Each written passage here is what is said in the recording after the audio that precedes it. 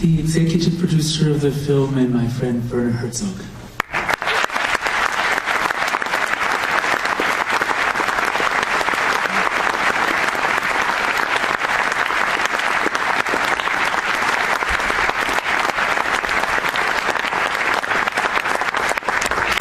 And the producer of the film, Sine Børre Sørensen.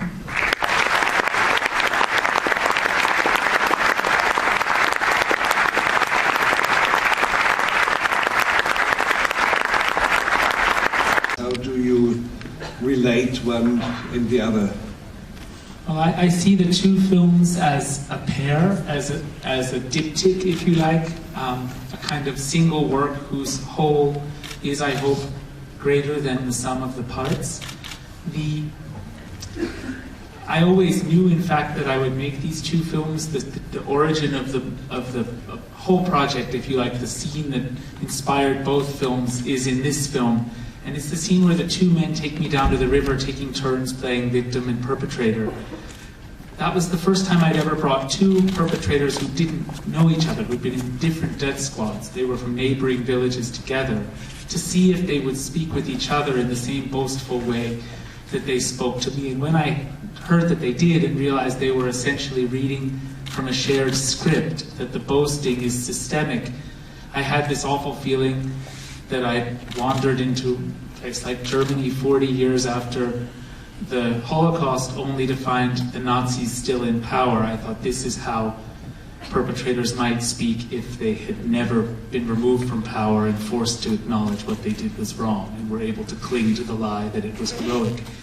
And seeing that, I knew I would spend as many years of my life as it would take to address. I knew I would make two films, one about what happens when perpetrators win and are free to write a victor's history, celebrating their actions. How do we human beings use storytelling and to escape from guilt? Essentially a film about escapism and fantasy and guilt, and that of course is the act of killing. But I also knew there should be another equally urgent, equally contemporary film, also about the present and not 1965, about what happens. What does it do to human beings and to a whole society to have to live with unresolved trauma, in fear, in silence for half a century? And that's the movie you've just seen.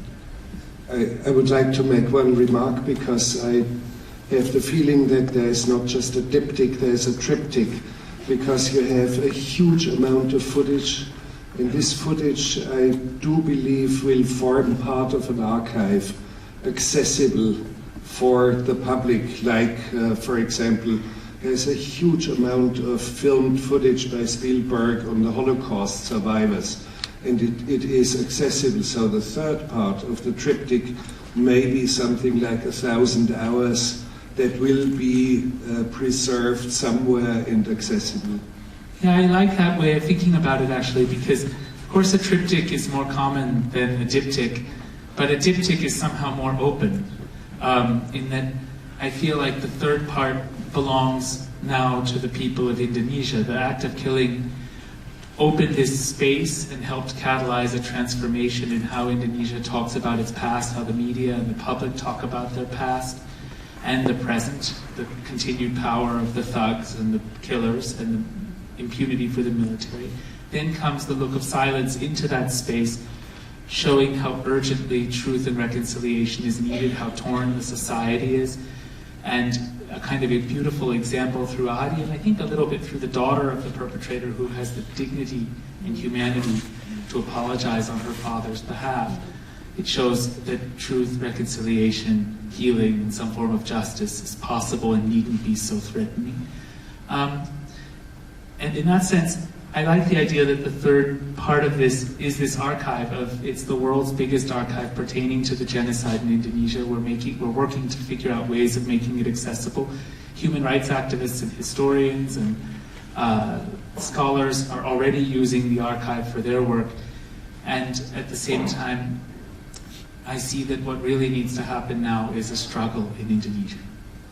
One practical question, and we should give it to the audience, and Adi's safety. How safe is he? I mean, you are not completely safe. You couldn't return easily to Indonesia, but maybe briefly about you, but Adi, of course, is a person who carries a danger around. Yeah, I cannot safely return to Indonesia, and you saw at the end of the film my whole crew, some 60 filmmakers, university professors, human rights activists, human rights and environmental lawyers, heads of NGOs, changed their careers to work with me, some of them for a decade, risking their safety to make this film, these two films, because they felt it was so important, knowing they couldn't take credit for their work until there's real political change in Indonesia. I cannot safely return to Indonesia. And we shot this film after the act of killing was finished, but before it was released. And because once the act of killing was released, we knew I could no longer safely return. Adi proposed to me when we were I'd been working with Adi, and first started working with him in 2003 at the beginning of my journey in Indonesia. His family was the family of survivors with whom I was closest. And when we returned to make this film, Adi said, I need to meet the perpetrators. He'd spent 8 years watching everything I had time to show him that I filmed in the years leading up to the act of killing, and then from the 1,000 hours of the act that went into the act of killing. He watched as much as he had time to see, and he was transformed by this, and then felt he needed to meet the perpetrators, hoping that they would, in meeting him, acknowledge what they did was wrong, and he would be able to forgive them, and then they would start to be able to live together as human beings, instead of as victim and killer, divided by fear and mutual suspicion. Anyways, I immediately said, no, it's too dangerous.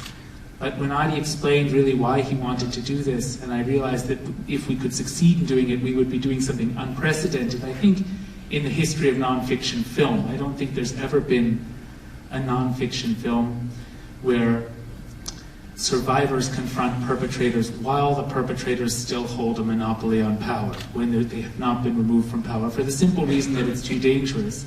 I knew it would be unprecedented in film, but more importantly, it would be unprecedented in Indonesia and a fundamental breaking of the silence.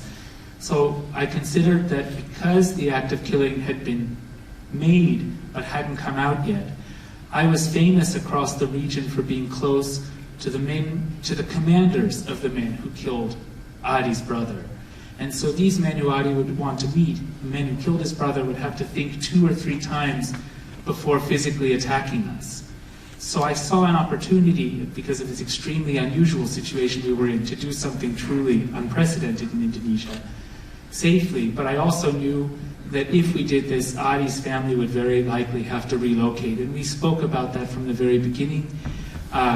After shooting one confrontation with Inong, the man with wearing the red glasses, with whom we knew was fairly safe because he's low down the chain of command. Before we filmed the more powerful ones, Adi tells his mother and then his wife what he's doing, and then they saw the footage and decided to continue. In the end, they felt it was important enough what was coming from that first scene that Adi should continue, and we agreed we would discuss how to secure the family's safety before we made any decision to release the film. Well, when we had a rough cut, about 9 months ago, we spent 2 weeks together planning for the safety of the family, discussing whether we should release the film or whether it should wait until there's real political change. In the end, we've spent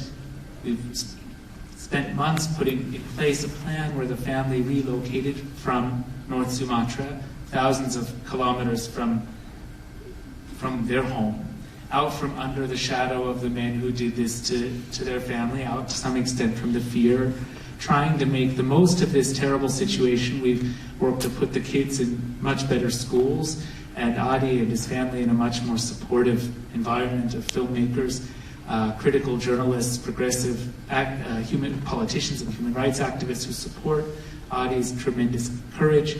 And of course there's a plan B and constant communication for Adi and the family to evacuate should they need to. But at the moment, we feel there's a lot of work for Adi feels there's a lot of work for him to do in Indonesia. When the film had its Indonesian premiere on November 10th, it was unlike the act of killing, which began its life in secret. The Look of Silence premiere was hosted by 2 government bodies, the National Human Rights Commission and the Jakarta Arts Council, in Indonesia's largest theater, 2,000 people came, which was about twice the capacity of the theater, so they put on 2 screenings, and Adi came to both screenings unannounced to answer audiences' questions and received a 10 or 15 minute standing ovation from an audience that was moved by his tremendous courage. And since then, Adi has been involved with releasing the film in Indonesia. Yeah.